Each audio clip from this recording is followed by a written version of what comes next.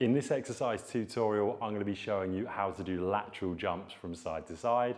So firstly, lateral means away from the body. So I've got a marker here on the floor, which is the TheraBand.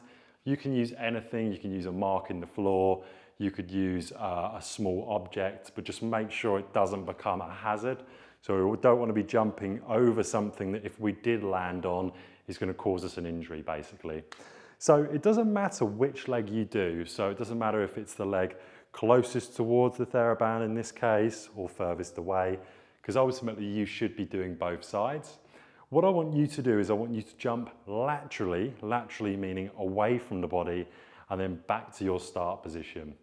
What's going to be really important is when you land, you'll be noticing that your knee or your ankle might want to go everywhere. So ideally, we're looking to land and for the knee to be over the second toe. We don't want the knee to be coming too far in or too far out, but this does take practice. There's an easy way to do this exercise and there's a harder way, and I'm going to show you both. So firstly, again, we're going to come into a narrow stance. I'm going to be using my left leg here as the leg that I'm going to be jumping with. So I'm going to bring my right leg out of the way by flexing it at the knee. And then from here, coming down, jump and stabilize. Once I've then done a repetition, I can decide to do what I did there. So I can decide to bring my right leg down and then bring it back up and then do the repetition and bring it back down. That's the easier version.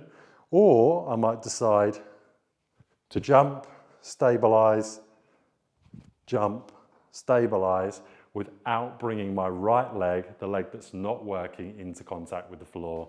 This really does, over time, work your single leg stability through the ankle, knee, and hip joints.